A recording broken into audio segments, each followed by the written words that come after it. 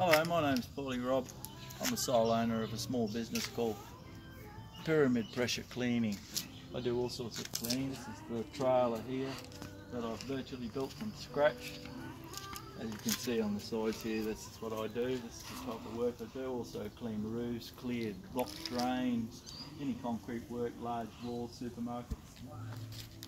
On this trailer, it used to be a single axle. I've put 2 axles on it for the extra strength to carry the extra weight. I've built this rack on the top here that holds the ladder secure. It's a very simple procedure to take the ladder off. I step up here and there's a locking bar handle here which slides out, locks into place, lifts off and comes off in your hands. And when I want to take the ladder off, I go to the other side. Trailer. This is the back of the trailer. I put a step on there at the back where you step up onto the trailer. Again, you've got a lever, you pull it out. And this one here is the safety one that's actually got the fork on it, which won't let your trailer slide out, your ladder, sorry, slide out anywhere. So now it's a simple procedure, stepping down. And down comes the ladder, just like so, and back up again, and very quick to lock into place so that it doesn't, it's not going to fall off, it's not going to go anywhere. Okay, at the rear here I've got a fold up whirl away for doing concrete. I invented the idea of having the handle with a hinge on it which locks in place with a clip underneath. The rear here, if I'm doing a long driveway and I'm right at the top of the driveway, what I simply do is again, I'm here, unplug my water off and simply plug my water onto here. Now that's going to feed inside my water system. This is going to come through here and go straight onto his tap at the top, and then I'll drive off. When this reel runs out and it's run out altogether, simply lift the reel out, place it onto the ground because there's no more hose left on there. Now we'll pull this out and away you go. It's got a locking system on it. I built this so it's 360 degrees. If you want to shift it to the other side, you simply lift it up on the slide, shift it to the back. Okay, inside we go with a simple unclipping. See the engine here. I've got it all bolted inside. Alright, this is for oil changing, a quick oil change. Take that out. I simply put this in there, run the hose through to the bucket, undo the valve, put new oil in, do it back up again. This is a quick release I've made so that your reel doesn't run away on you. It locks into place. It's a very quick, easy, simple.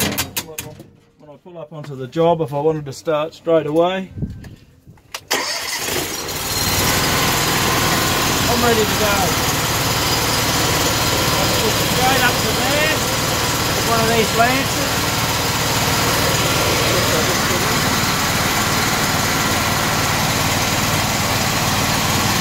I can take out the long length.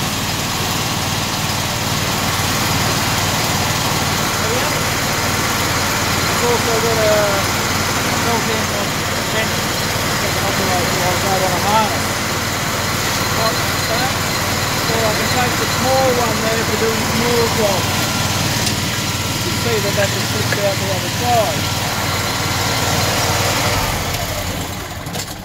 These shoes here clip on the side, screwed on.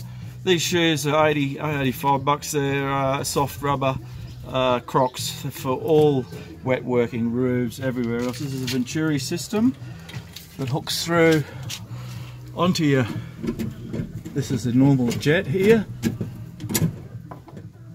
a normal jet. You put this Venturi system on there like that.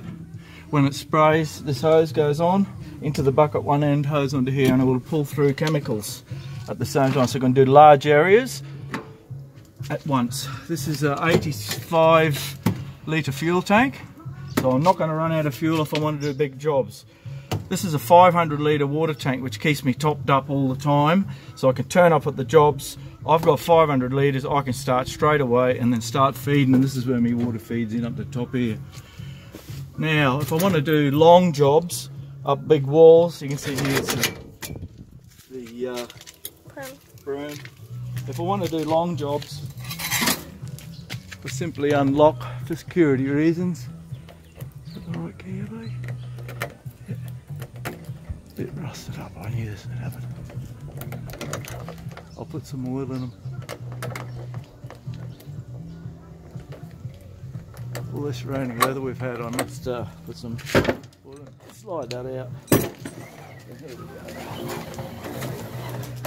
This reaches to 7 metres, it's got the dual lock here. So you've got one slides out, then the other one slides out. And that reaches up to 7 metres tall for doing up walls and the rest of it. And there's your trigger there, and this is where you pipe in there. So that's another added extra which I've put into the system. Other than that, I have got a float valve in the water, so I can hook up with the water and I can just let the water go and it won't run out.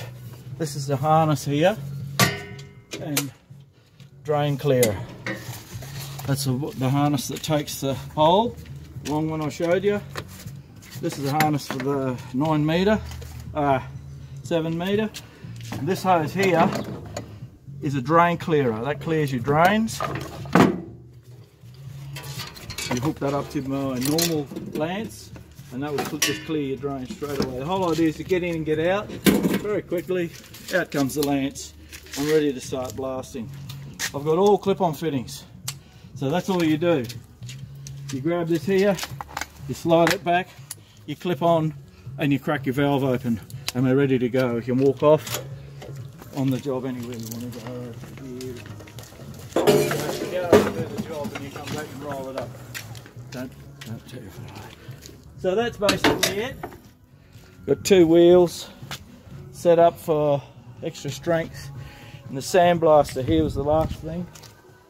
This is one that I made again. I made everything myself here. As you can see, it's just a simple hopper. Conical. So the sound goes down. Comes out the bottom. This hose here sucks it, and how it sucks it is. Water connects onto here, and as you can see up there, this is the venturi. So the hose goes onto here, the water blasts through to here and pulls a suction, pulls the sand through. That is tungsten in there, and that takes it through. That screws all the way into there. Now your gun's going to be on this end here, and that's what you do when you're blasting. Otherwise, there's 2 safety features, or a few. I've put double inline fuel filters, so that's extra safe for the engine. I've got double fuel water filters. I've got a big water filter here, that's the primary, and I've got the pre-filter here, which is down the bottom. It's a smaller one that's easy to take out, change over anytime you like. Otherwise, I've also put in here an electrical switch that fits into the bottom here, and if the water level drops too low, the engine will automatically cut out. The valve in here is also it's a valve that stops the water level when it gets to a certain height, so I can just keep working. I don't have to look back to see what the water is doing. Everything's done. Okay, well, thank you.